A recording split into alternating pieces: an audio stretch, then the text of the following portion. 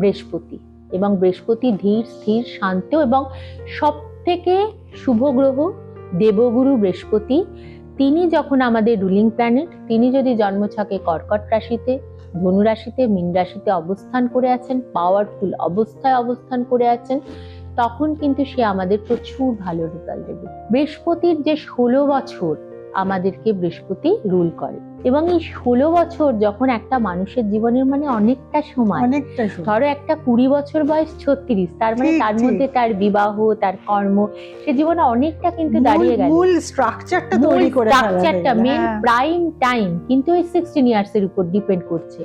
এবং তখন কিন্তু বৃহস্পতি তাকে স্টেবিলিটি দেবে, ফিনান্সিয়াল স্টেবিলিটি দেবে, প্রফেশনের ক্ষেত্রে স্টেবিলিটি দেবে, একটা ফিক্সড কাজ দেবে। ধরো একটা গভর্নমেন্ট সার্ভিস সে পেয়ে গেল, এবং বৃহস্পতির কাজই হচ্ছে অর্থ সেভিংস করানো, অর্থটাকে জমিয়ে রাখা। যদি বৃহস্পতি ভালো পজিশনে থাকে, ভাগ্যস্থানে, পঞ্চম স্থানে, চতুর্থ ভাবে, লগ্ন ভাবে, দশম ভাবে, তখন কিন্তু বৃহস্পতি তাকে অর্থনৈতিকভাবে একটা ভালো পজিশন তৈরি করে দেবে। সুতরাং বৃহস্পতি আসা মানে হচ্ছে হায়ার স্টাডি, বৃহস্পতি আসা মানে হচ্ছে কর্মক্ষেত্রে জয়লাভ, বৃহস্পতি আসা মানে ফিনান্সিয়াল স্ট্রাকচারটাকে স্ট্রেংথনেস দেওয়া, সবকিছুই কিন্তু একটা ভালো জায়গায় পৌঁছানো। এরপরে দেখো, আমরা যে গ্রহটাকে নিয়ে আমাদের প্রত্যেকটা মানুষের মধ্যে একটা প্রচন্ড আগ্রহ, এবং যে গ্রহ ছাড়া আমরা মানসিক শান্তি পাই না, ম্যারেজ পিস পাই না, ফ্যামিলি হারমোনি পাই না, লাভ, বিউটি, লাক্সারি, মানে শৌখিনতাও হয় না, শৌখিনতা, লাক্সারি, সবকিছুই ডিপেন্ড করে কিন্তু শুক্র গ্রহের উপর, এবং শুক্র গ্রহের প্রভাব আমাদের জীবনে ওতপ্রোতভাবে জড়িয়ে। এই শুক্র কিন্তু আমাদের বডির অনেক অর্গানসকে কন্ট্রোল করে, এবং এই শুক্র যদি আমাদের বর্তমানে রুলিং প্ল্যানেট হয় এবং তার মহাদশা চলছে, যদি সে বেনিফিক হয়, তাহলে কিন্তু আমার সব দিক থেকে ডেভেলপমেন্ট, আমার ফিনান্সিয়ালি, সেই সময় আমার ভালো বাড়ি হওয়া, ভালো গাড়ি হওয়া। কারণ প্রত্যেকটা মানুষের জীবনে, প্রত্যেকটা অ্যাম্বিশিয়াস মানুষের জীবনে কিন্তু সবাই চায় গুড শেল্টার, একটা বাড়ি, তারপরে একটা গাড়ি, সবাই কমফোর্ট পছন্দ করে, ঠিক, এবং কমফোর্ট জোনটার জন্যই কিন্তু মানুষ এত পরিশ্রম করে। রুলিং প্ল্যানেট শুক্র, তার আন্ডারে রয়েছে কোনো অভিনেত্রী, কোনো অভিনেতা, কোনো সিঙ্গার, কোনো ডান্সার, কোনো কোরিওগ্রাফার, তাদের জীবনের ওই সময়টা বেস্ট, এবং দেখা গেছে অনেক সময় তারা বিখ্যাত হয়েছে ওই সময় দিয়ে। শুক্র বেনিফিক, অনেক কিছু পাচ্ছে। শুক্র ম্যালিফিক, তখন কিন্তু তোমার হেলথ, তোমার গাড়ি বাড়ি এবং অর্থনৈতিকভাবে তুমি কিন্তু পথে বসতে পারো। এরপর দারিদ্র যোগ দিয়ে দেবে। এরপর আসছে হচ্ছে শনি। শনি যখন তার রুলিং প্ল্যানেট, শনি সবকিছুই ধীরে করাবে, শনি ডিট্যাচমেন্টও দেন, শনি আবার হার্ডশিপও দেয়, শনি কর্মকে বিচার করে। শনির মহাদশা 19 বছর, রুলিং প্ল্যানেট, বেনিফিক প্ল্যানেট, ধীরে ধীরে ধীরে ধীরে শনি তোমাকে পরীক্ষা করবে, নিক্তি মেপে মেপে, এবং তুমি কতটা কাজ করছো, কতটা পরিশ্রম করছো, তোমার পরিশ্রম এবং সৎভাবে তুমি অনেস্টি। শনি কিন্তু অনেস্টি পছন্দ করে, এবং তুমি যদি শনির পিরিয়ডটা রুলিং প্ল্যানেট, সেই সময় তুমি কিন্তু অনেস্ট ভাবে তোমার কর্মকে তুমি এগিয়ে নিয়ে যাও, তাহলে কিন্তু তোমার জীবনে স্টেডি অ্যান্ড স্টেবল লাইফ দেবে। এবং financially growth, professional growth, name ফেম সবই কিন্তু শনি দেয়, কিন্তু সেটা ধীরে, কিন্তু অনেক কিছু দিতে পারে। এরপরে আসবো রাহু। রাহু হচ্ছে over consciousness, over positive, illusion, এবং রাহু হচ্ছে অত্যধিক লোভ। রাহু রুলিং প্ল্যানেট যদি বেনিফিক হয়, তাহলে কিন্তু এই রাহু খুব ভালো বক্তা হতে পারে, ভালো পলিটিক্সে তার নাম হতে পারে, সেই সময় তার গ্রোথ, ডেভেলপমেন্ট, লাক্সারি রাহুও কিন্তু দেয়।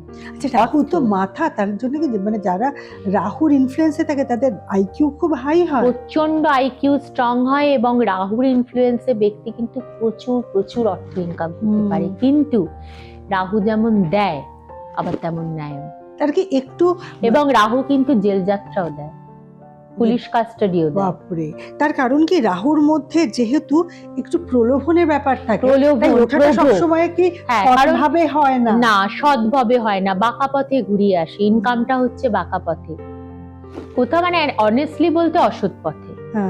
এবং সেইটার কারণের জন্যই, কারণ একটা জিনিস জানবেন যে সবকিছু, একটা জিনিস জানবে তুমি রূপালী, যে সবকিছুই কিন্তু কর্ম, এবং কর্মের বিচার হয়, ভগবান কিন্তু কর্ম বিচার করেন।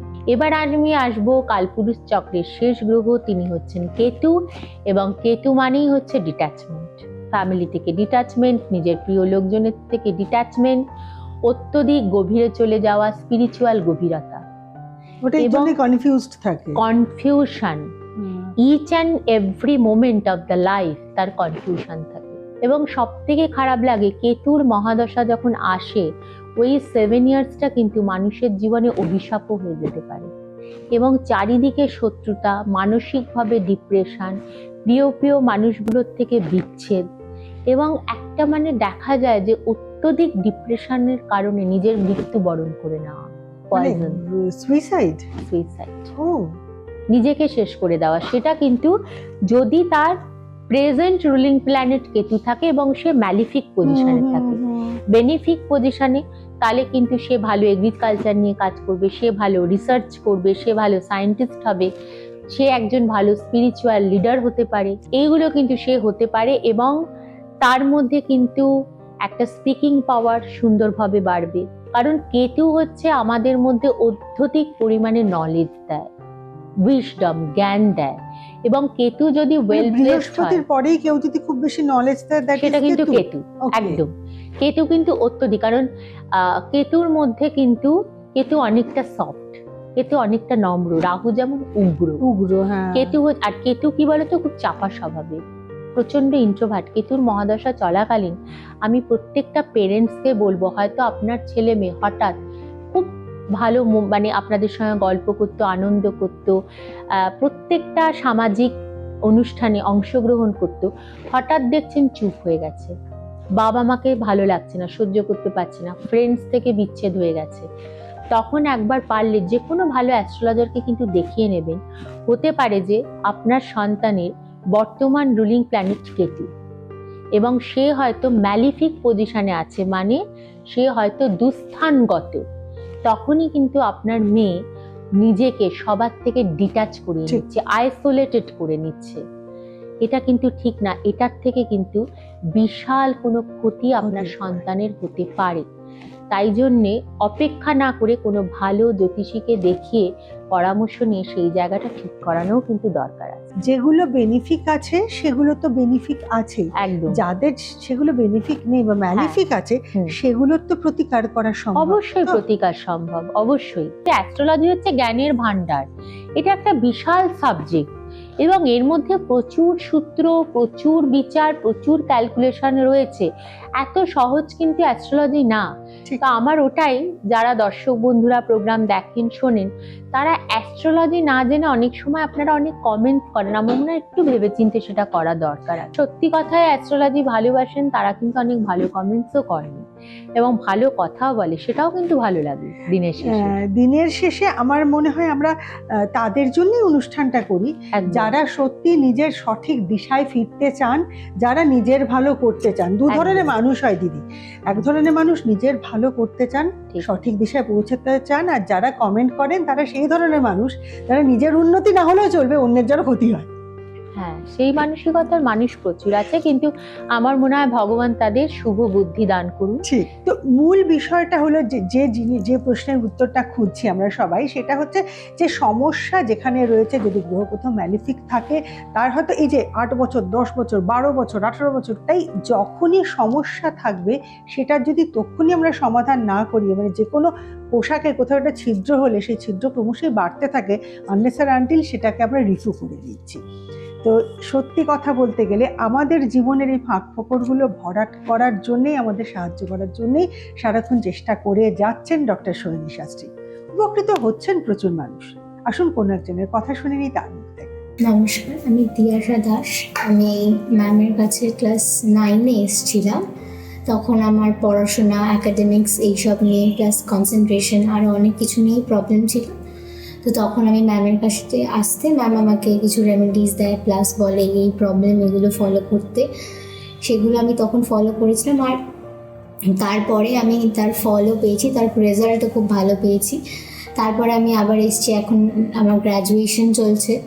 তারপরে আমি গ্র্যাজুয়েশনের জন্য এসেছি, যে এরপর ফার্দার আর কি মানে কোন স্টাডিজ বা কোন লাইন নিয়ে এগোবো সেই সব নিয়ে আমাকে ম্যাম রেকমেন্ড করেছে, গাইড করেছে কী করা উচিত, কী বিজ্ঞান এবং আমার মধ্যে কী প্রবলেমস আছে সেগুলোকে কতটা মানে ঠিক করা যায়, বা আর ইন ফিউচার কী করলে সেটা ভালো হবে। প্লাস আমার জবের ক্ষেত্রে আমি গাইডেন্স নিয়েছি ম্যামের থেকে। আমার ফ্যামিলিতে আরও আমার যে রিলেটিভস আছে তাদেরও কিছু পার্সোনাল প্রবলেমস ছিল, আমি ম্যামকে তাদের জন্য রেকমেন্ড করেছিলাম এবং তারা এসেও তার মানে রেজাল্ট পেয়েছে খুব ভালোভাবেই, বাজার রেমেডিস দিয়েছে সেগুলোও খুব ভালোভাবে কাজ করেছে। তো আমার মনে হয় যে পার্সোনালি যে ম্যাম যা যা রেমেডিস দেয় বা যেভাবে গাইড করে সেটা খুবই ভালো হয়। আমিও রেজাল্ট পেয়েছি, তো বাকি সবাই আসলে রেজাল্ট পাবে এবং ইন ফিউচারও আমি ম্যামকেই রেকমেন্ড করবো যদি আমাকে কোনো অ্যাস্ট্রোলজারের কথা বলা হয়। তো ডক্টর সোহিনী শাস্ত্রীর কাছে পৌঁছানো ফিজিক্যালিও খুব সোজা। কলকাতায় যারা রয়েছেন তাদের জন্য চেম্বার রয়েছে 25 শ্যামাপ্রসাদ মুখার্জি রোড, কলকাতা 25 এই ঠিকানায়। দিল্লিতে চিত্তরঞ্জন পার্কে উনি চেম্বার করেন, এছাড়া মুম্বাই, দুবাই, লন্ডন বিভিন্ন জায়গাতে উনি চেম্বার করে থাকেন বিভিন্ন সময়ে। কিন্তু কোথায় কখন ওনার অ্যাপয়েন্টমেন্ট পাওয়া যাবে তার জন্যে যে নাম্বার আছে সেই নাম্বারে যোগাযোগ করতে হবে অথবা মেল করতে হবে। আর যদি এমন কোনো ডিস্টেন্সে রয়েছেন যে যেখানে কোথাও গিয়ে ফিজিক্যালি কানেক্ট করাটা ডিফিকাল্ট হচ্ছে, বা এমন কোনো কমপ্লিকেশনস আছে যেখানে মুভ করাটা ডিফিকাল্ট, বা যার ক্রাইসিস, আমি যদি তাকে পেশেন্ট বলি, তো তাকে নিয়ে যাওয়াটা ডিফিকাল্ট, তার জন্য রয়েছে অনলাইন কনসালটেশনের ব্যবস্থা।